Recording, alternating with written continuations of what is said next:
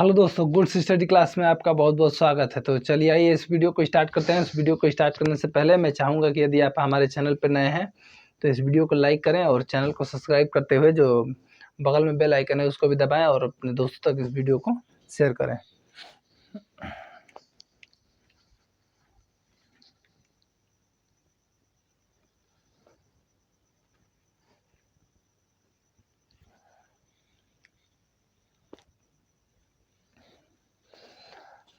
Hello दोस्तों, goods study class में आपका बहुत बहुत स्वागत है। तो चलिए आइए इस वीडियो को स्टार्ट करते हैं। इस वीडियो को स्टार्ट करने से पहले मैं चाहूँगा कि यदि आप हमारे चैनल पर नए हैं तो इस वीडियो को लाइक करें और चैनल को सब्सक्राइब करते हुए जो बगल में बेल आइकन है उसको भी दबाना ना भूलें।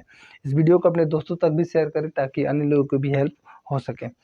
तो हम लोगों का जो विद्युत का चैप्टर चल रहा था उसमें पहला जो चैप्टर है उसको कंप्लीट कर दिया गया है और उससे रिलेटेड जो भी न्यूमेरिकल के प्रश्न हैं जो अक्सर परीक्षाओं में पूछे जाते रहते हैं उस टाइप के प्रश्न बताए जा रहे हैं और उसके अनुसार आप क्या कर सकते हैं, आने वाली जो परीक्षाएं हैं उसके लिए आप प्रिपेयर हो सकते हैं कि किस किस प्रकार के प्रश्न और किस किस प्रकार से हमें हल करने हैं। तो मोस्टली कोशिश करेंगे कि बोर्ड पे आप लोगों को प्रश्न दिए जाएं और चूंकि एनिमेशन वगैरह में मुझे दिक्कत हो रही है, वीडियो एडिटिंग में बहुत दिक्कत हो रही है। मैं एक्चुअल बोल भी देता हूं कि वीडियो को लाइक करें, शेयर करें और डिस्क्रिप्शन बॉक्स को भी चेक करें, लेकिन हमारा डिस्क्रिप्शन बॉक्स यदि चेक करेंगे किसी भी वीडियो का तो उसमें न लिंक दिया रहता है न कुछ, क्योंकि मुझे खुद ही नहीं पता है कि प्लेलिस्ट कैसे क्रिएट किया जाता है और डिस्क्रिप्शन में किस प्रकार से लिंक जोड़े जाते हैं।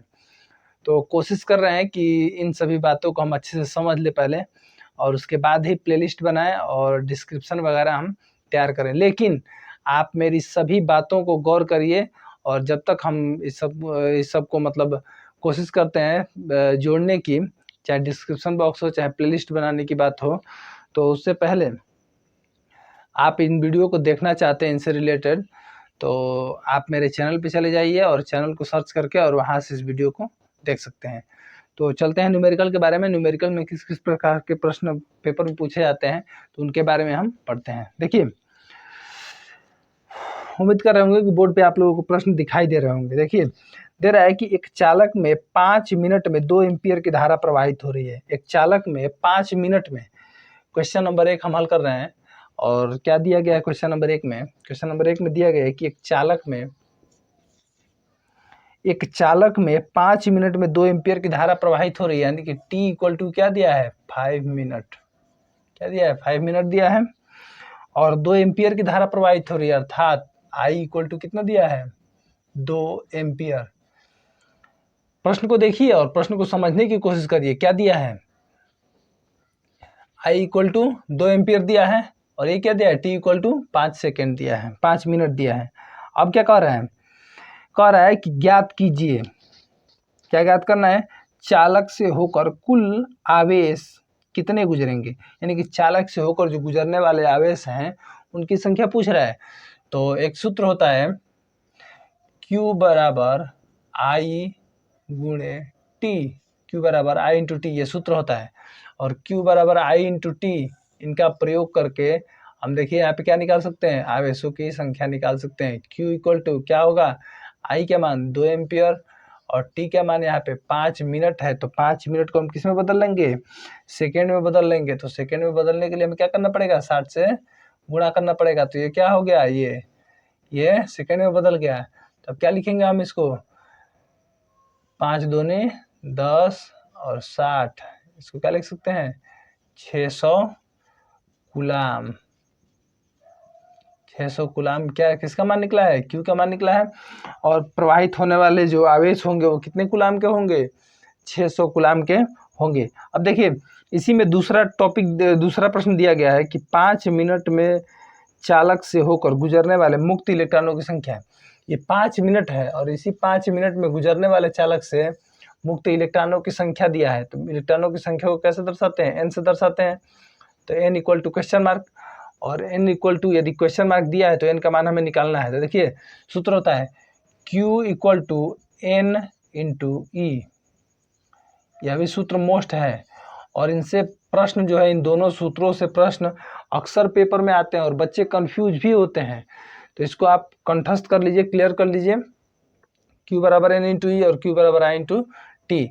अब देखिए एक इलेक्ट्रॉन पर आवेश कितना होता है, एक इलेक्ट्रॉन पर जो आवेश होता है वह होता है 1.6 गुणे 10 के पावर -19 कूलाम। तो यहाँ पे हम आवेश भी लिख देते हैं ई, यानी कि एक इलेक्ट्रॉन पर आवेश कितना होता है 1.6 गुणे 10 के पावर -19 कूलाम। इसको आप अच्छे से याद कर लीजिए, क्योंकि बहुविकल्पीय प्रश्न भी इस पे बनाए जाते हैं कि एक जो आवेश होता है, एक जो इलेक्ट्रॉन होता है इस पर कितने कूलाम का आवेश होता है, तो 1.6 गुणे 10 के पावर -19 कूलाम का आवेश होता है। तो देखिए प्रश्नों को हम हल करते हैं। देखिए इसमें आवेशों की संख्या पूछा है, तो आवेशों की संख्या पूछा गया, यहाँ पे हम आवेश निकाल लिए हैं। तो आवेश जब निकाल लिए हैं तो क्यू का मान हम यहाँ पे पुटअप कर सकते हैं। देखिए ये इधर आएगा, ये ई इधर आएगा, तो क्या हो जाएगा, एन बचेगा इधर, तो एन इक्वल टू क्या बच जाएगा, क्यू बटा ई हो जाएगा।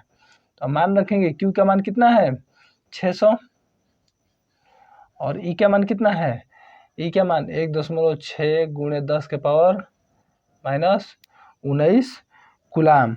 और इसके द्वारा इसको यदि हल करते हैं हम तो क्या आएगा, देखिए -19 कूलाम है, तो इसको हम क्या लिख सकते हैं, ऊपर वाले को हम लिख सकते हैं 6 गुणे, इसको लिख सकते हैं 10 का पावर 2, और ये यदि 10 का पावर 19 ऊपर जाता है तो 10 का पावर 19, और नीचे क्या हो जाएगा, इसको हम लिख सकते हैं 1.6। तो एक्चुअली इसमें जो दशमलव है इसको हटाने के लिए हम क्या करना पड़ेगा, हमें भागा देना पड़ेगा, ऊपर एक जीरो बढ़ाना पड़ेगा, तो ऊपर जब जीरो बढ़ाएंगे तो 10 का 3 हो जाएगा। तो अब देखिए ये दशमलव हट गया, तो 6 से इसमें भागा देंगे, तो कितना जाएगा, भागा देंगे तो ये अप्रोक्सीमेटली लगभग ये 60 होगा,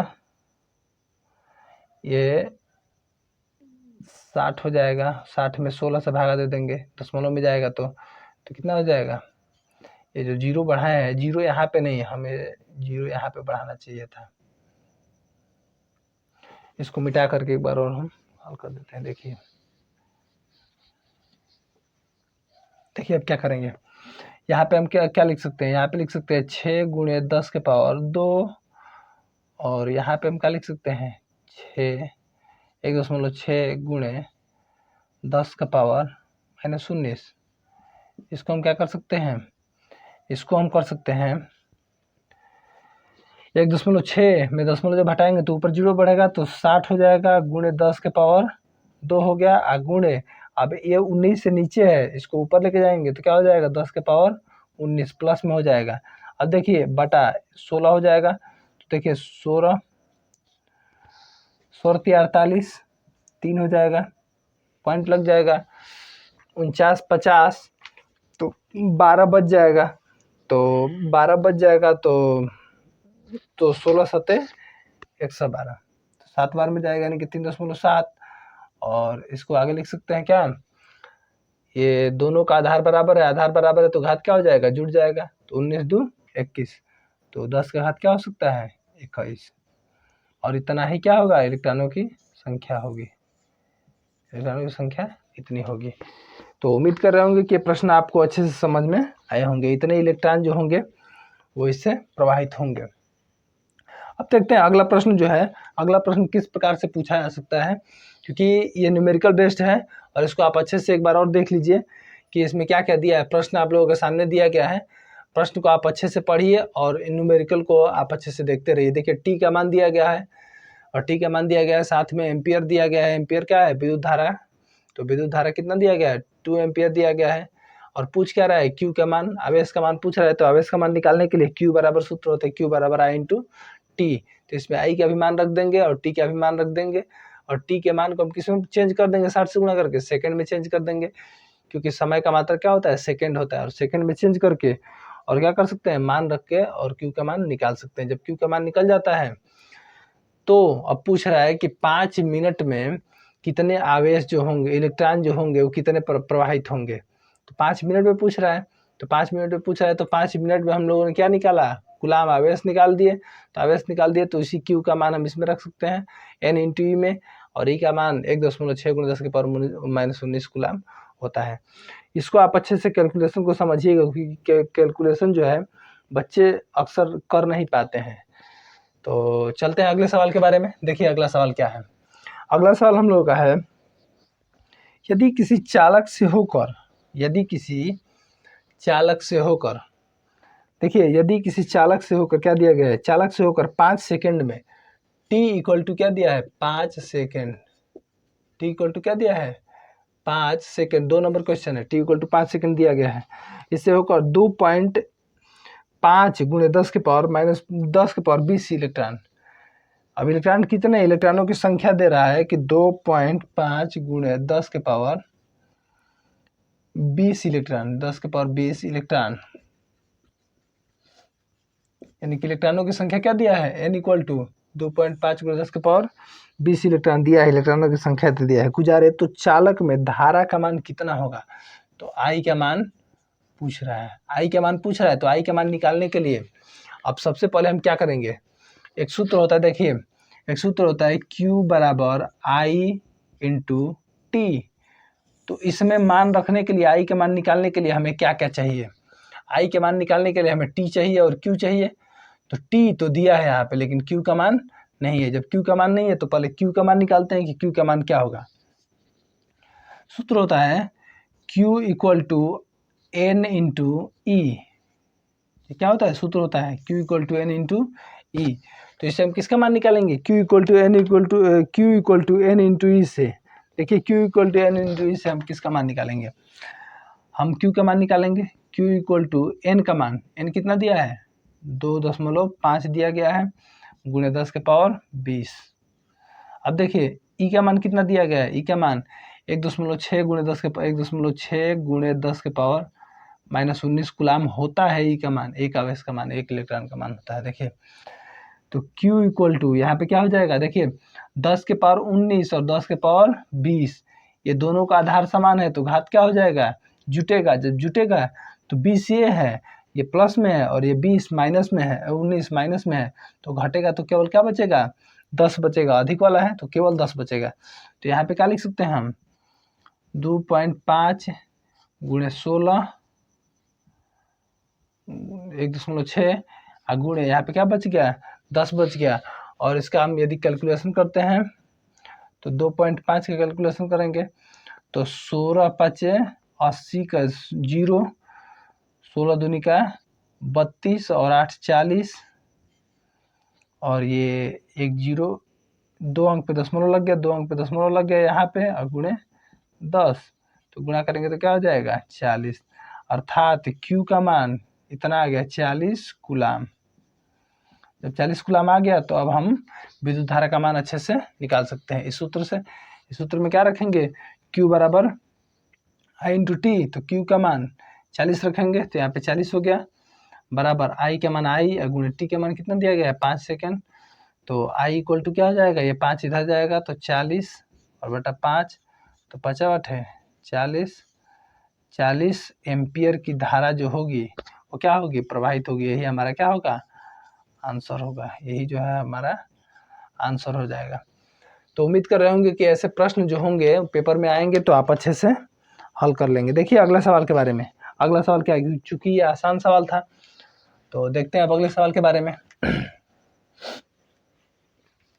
देखिए अगला क्वेश्चन क्या है, अगला क्वेश्चन कह रहा है कि एक चालक का प्रतिरोध 3 ओम है। प्रतिरोध का मान दिया गया है, 3 नंबर क्वेश्चन है। प्रतिरोध का मान R इक्वल टू दिया गया है 3 ओम। ओम को ऐसे डिनोट करते हैं, 3 ओम दिया गया है। इसमें 0.5 एम्पियर की धारा प्रवाहित हो रही है। I का मान दिया गया है 0.5 एम्पियर, 0.5 एम्पियर की धारा प्रवाहित हो रही है और दे रहा है 0.5 एम्पियर की धारा प्रवाहित करने पर कितना विभवांतर उत्पन्न होगा। V का मान इसमें पूछ रहा है, V का मान क्वेश्चन मार्क है।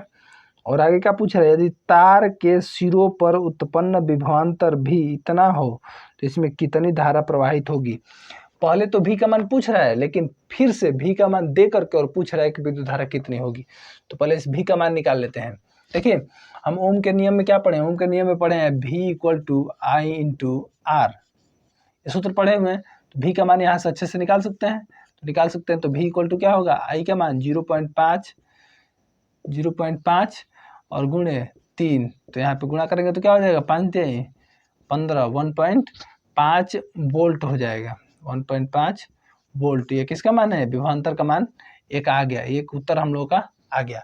अब देखिए यही भी का मान यदि कितना हो, भी का मान यदि बोल रहा है कि भी इक्वल टू दिया हो, कितना सवाल में दिया गया है, सवाल में दिया गया है 2.4, भी का मान यदि 2.4 हो और आर का मान उतना ही हो, आर का मान कितना हो 3 ओम ही हो, तो आई का मान अब पूछ रहा है कि आई का मान कितना होगा, तो इन दोनों का मान दिया गया है, तो भी इक्वल टू आई गुणे आर से ओम के नियम से इस सूत्र से हम क्या निकाल सकते हैं, भी का मान, भी का नहीं आई का मान निकाल सकते हैं। तो आई इक्वल टू क्या हो जाएगा, आई इक्वल टू ये आर इधर आएगा तो भागे में होगा, यानी कि भी बटा आर हो जाएगा। तो आई इक्वल टू क्या हो जाएगा, भी का मान, भी का मान 2.4 हो जाएगा और आर का मान क्या हो जाएगा 3 हो जाएगा, तो 3 × 8 है 24, 0.8 एम्पियर की धारा क्या होगी, प्रवाहित होगी। चूँकि ये सवाल आसान है तो आप लोगों को अच्छे से समझ में आएंगे, इसको आप बार बार इस वीडियो को देख करके और रिवाइज करते रहिए, क्योंकि प्रश्न यदि पेपर में इससे आते हैं तो आप आसानी से इसको हल कर ले जाएंगे और नंबर गेन कर सकते हैं आप इसको देख के। देखिए अगला प्रश्न क्या दिया है, देखिए अगला प्रश्न दिया है कि 10, 20 तथा 30 ओम के प्रतिरोधक यदि श्रेणी क्रम में जुड़े हों तथा समांतर क्रम में जुड़े हों तो समतुल्य प्रतिरोध की गणना कीजिए। प्रतिरोध कितना कितना दिया गया है, प्रतिरोध 3 प्रतिरोध दिया गया है, और तीनों प्रतिरोध कैसे दिए गए हैं, देखिए इसमें दिया गया है पहला प्रतिरोध क्या दिया गया है, पहला प्रतिरोध R1 इक्वल टू दिया है 10 ओम, R2 इक्वल टू क्या दिया है 20 ओम, और R3 इक्वल टू क्या दिया है, R3 इक्वल टू दिया है 30 ओम। और इन तीनों प्रतिरोधकों को क्या बोल रहा है, यदि समांतर क्रम में जोड़ें तथा श्रेणी क्रम में जोड़ें तो समतुल्य प्रतिरोध बताइए। तो पहले इसको किस में जोड़ लेते हैं हम, पहले समांतर क्रम में जोड़ लेते हैं। देखिए समांतर क्रम संयोजन का सूत्र क्या होता है, समांतर क्रम संयोजन में जुड़े प्रतिरोधकों का, संयोजन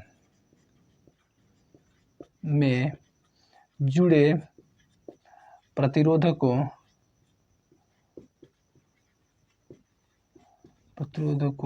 का समतुल्य प्रतिरोध, समतुल्य प्रतिरोध, समतुल्य प्रतिरोध क्या होगा, देखिए समतुल्य प्रतिरोध क्या होता है, समांतर क्रम में, समांतर क्रम में समतुल्य प्रतिरोध जो होता है, समतुल्य प्रतिरोध का व्युत्क्रम सभी प्रतिरोधकों के योगफल के बराबर होता है, यानी कि 1/r इक्वल टू क्या होता है 1/r1 + 1/r2 + 1/r3।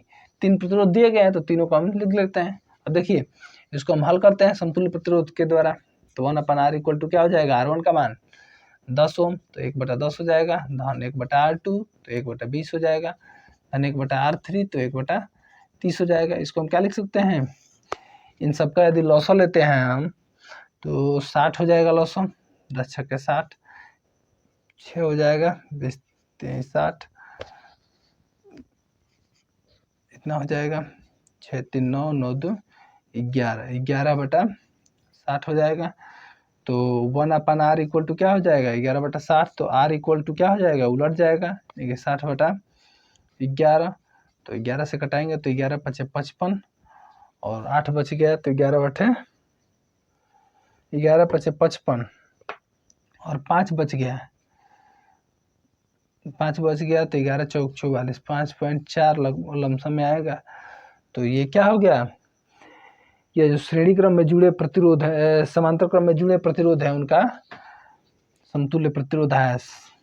कब जुड़े हैं, ये समांतर क्रम में जुड़े हैं तब इनका समतुल्य प्रतिरोध R का मान आया हुआ है। समांतर क्रम में किस प्रकार से जुड़े हुए समतुल्य प्रतिरोध लिख करके तो इसको देख लीजिए। अब देखिए श्रेणी क्रम में हम जोड़ते हैं, तो श्रेणी क्रम में जुड़ेंगे तो क्या होगा, श्रेणी क्रम में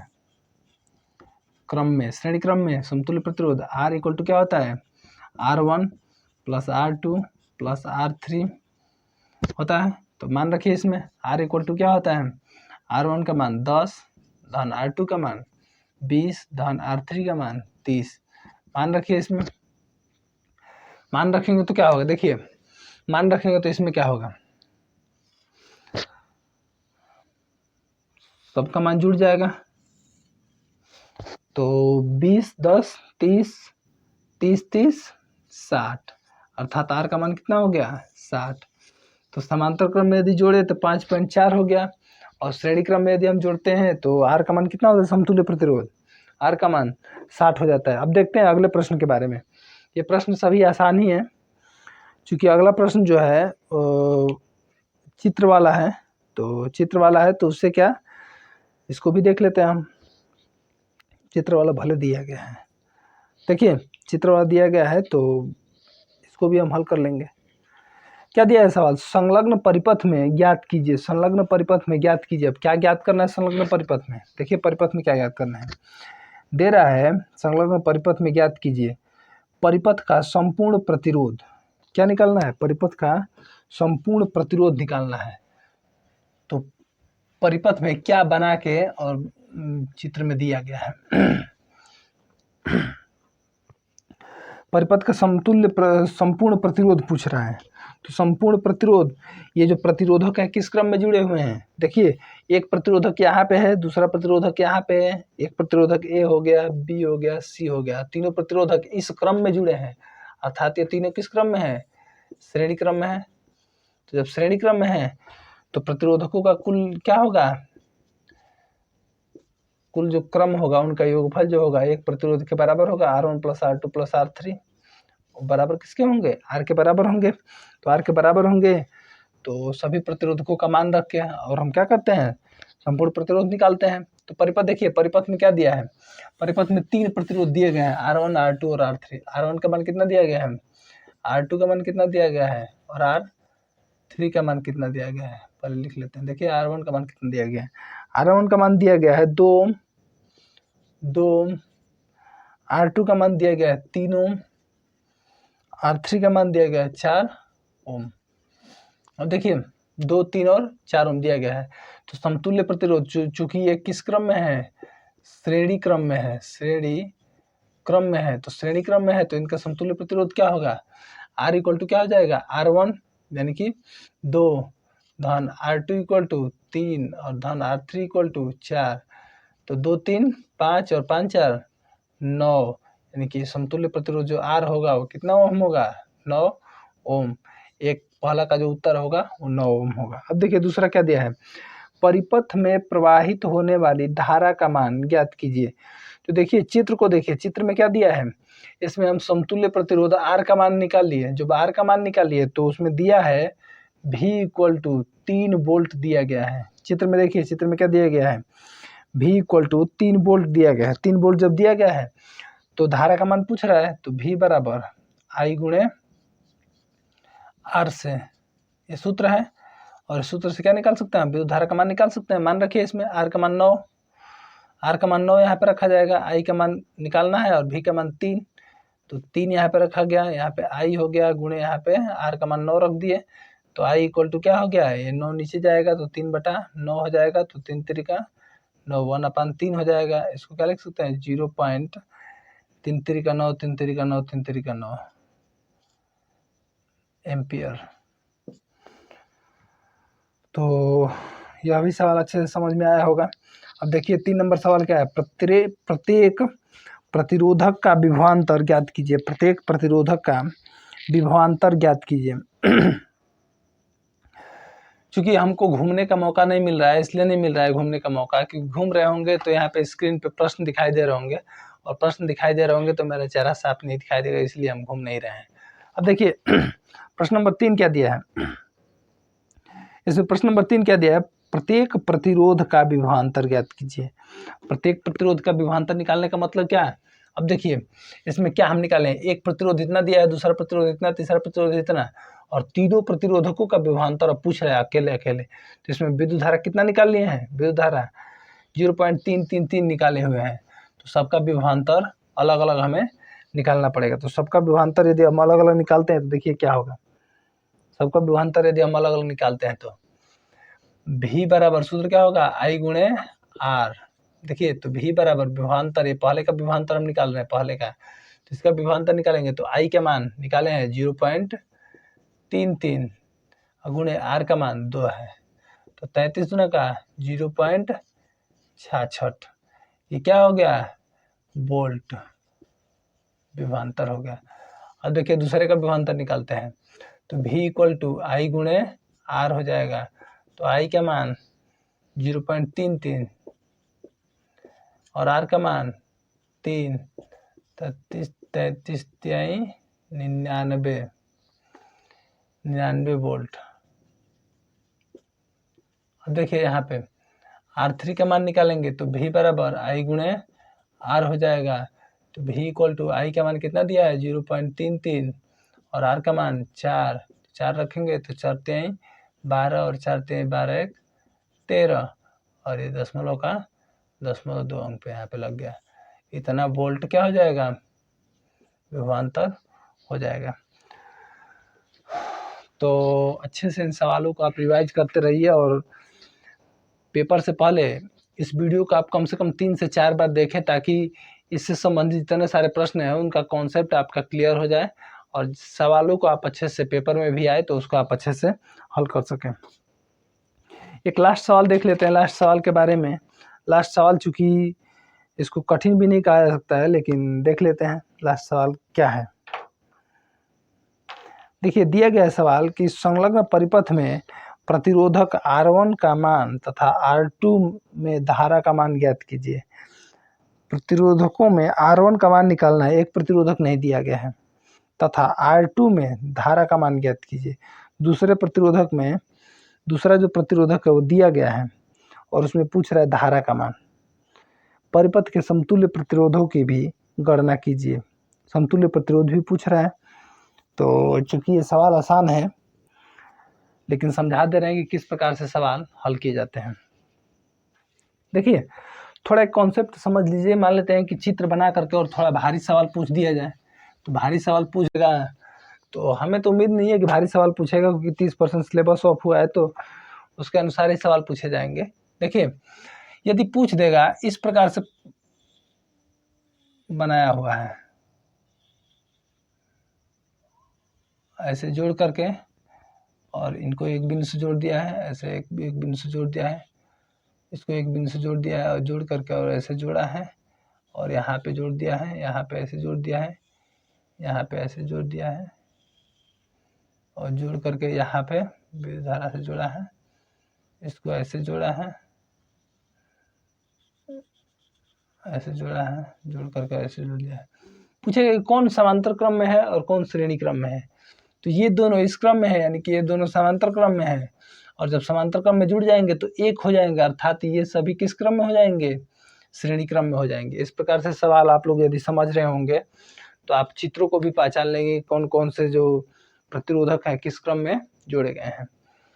तो देखते हैं अगला जो सवाल है इसके बारे में। अगला जो सवाल क्या दिया है, अगला सवाल दिया गया है कि संलग्न परिपथ में प्रतिरोधक R1 का मान तथा R2 में धारा का मान ज्ञात कीजिए। परिपथ के समतुल्य प्रतिरोध की भी गणना कीजिए। समतुल्य प्रतिरोध क्या है इसके बारे में भी हम लोगों को पता नहीं। तो देखिए क्या क्या दिया है। परिपथ में जो ऊपर वाला प्रतिरोध है R1 के बारे में हमें कुछ नहीं बताया गया है। बताया गया है क्या, I इसमें क्या प्रवाहित हो रहा है, I विद्युत धारा के बारे में दिया गया है। 3 एम्पियर इसमें क्या हो रही है, धारा प्रवाहित हो रही है, 3 एम्पियर धारा प्रवाहित हो रही है। अब देखिए यहाँ पे R2 का मान दिया है, R2 इक्वल टू क्या दिया है 4 ओम। अब क्या दिया है, विभवांतर दिया है 6 वोल्ट, V इक्वल टू 6 दिया है। देखिए I का मान और V का मान दे दिया है तो R1 का मान निकल जाएगा, V equal to I into R से, तो मान रखेंगे तो R1 का मान क्या निकलेगा, R का मान, ये V इधर से, V यहीं पर रहेगा, I इधर चला जाएगा तो V बटा क्या हो जाएगा, I हो जाएगा। तो V का मान कितना है 6 और I का मान 3, तो 3 दूनी का 6, यानी कि 2 ओम जो होगा वो पहले का प्रतिरोध होगा। तो पहले का प्रतिरोध आसानी से निकल गया। अब देखिए क्या निकालना है, इसमें भी V का मान जो विभवांतर होगा वो कितना होगा 6 वोल्ट ही होगा, क्योंकि प्रश्न में दिया गया है, प्रश्न दिया गया है। अब देखिए क्या पूछ रहा है, इसमें पूछ रहा है कि परिपथ के समतुल्य प्रतिरोध की भी गणना कीजिए। तो परिपथ के समतुल्य प्रतिरोध की गणना कीजिए, तो जब R1 का मान निकल गया, R2 का मान निकल गया, तो समतुल्य प्रतिरोध क्या होगा, अब ये किस क्रम में जुड़े होंगे, तो देखिए एक ऊपर जुड़ा हुआ है ऐसे, और एक नीचे उसके जुड़ा हुआ है, ऐसे जोड़ा गया है, ऐसे जोड़ा गया है, सबको ऐसे जोड़ा गया है। तो किस क्रम में है, समांतर क्रम में है। तो समांतर क्रम में है तो इसका सूत्र क्या होता है समांतर क्रम संयोजन का, 1/r equal to 1/r1 plus 1/r2 होता है। तो 1/r इक्वल टू 1/r1 का मान कितना दिया है, r1 का मान कितना निकाले हैं 2 ओम, तो 1/2 हो गया, और धन 1/r2, r2 का मान कितना है 4, तो दोनों का लॉसो लेंगे तो 4 होगा लॉसो, 2 दूनी 4, यहाँ पे 2 हो गया, और 4 एकम 4, 3 हो गया, तो 2 1 3, तो क्या हो जाएगा 3/4 हो गया। तो इसको अब उलाट के लिख सकते हैं r इक्वल टू, इसको जब उलाट दिए हैं, इसको जब उल्टा कर दिए हैं तो इसको भी उलाटेंगे, यानी कि इसको क्या लिख सकते हैं 4/3 लिख सकते हैं। तो r इक्वल टू क्या हो जाएगा 3 एकम 3, 1.33 ओम। तो उम्मीद कर रहे होंगे कि ये न्यूमेरिकल आप लोगों को अच्छे से समझ में आए होंगे, और प्रॉपर इसको देखिए अच्छे से, 1 बार 2 बार 3 बार देखिए, और अपने दोस्तों तक शेयर करिए, ताकि उन लोगों का जो न्यूमेरिकल का पोर्शन है वो भी क्या हो सके, अच्छे से तैयार हो सके, और जो पेपर में छपने वाले प्रश्न हैं वो अच्छे से वो लोग तैयार कर सकें। और कोशिश करेंगे कि कल से जो वीडियोज इस चैनल पे अपलोड की जाए उसमें शुरू में एक मोटिवेशनल कोट रहे, ताकि आप लोग मोटिवेट रहें और अच्छे से पढ़ाई कर सकें। तो मिलते हैं अगले वीडियो में, और जाने से पहले मैं चाहूँगा कि इस चैनल को अपने दोस्तों तक भी शेयर करें। आप अपने जो भी ग्रुप्स हों, चाहे फेसबुक हो, व्हाट्सअप हो, टेलीग्राम हो, चाहे इंस्टाग्राम हो, सब पे शेयर करिए, ताकि ज़्यादा से ज़्यादा बच्चों की जो हेल्प हो सके। तो मिलते हैं अगले वीडियो में। वीडियो को देखने के लिए आपका बहुत बहुत आभार। Thank you so much.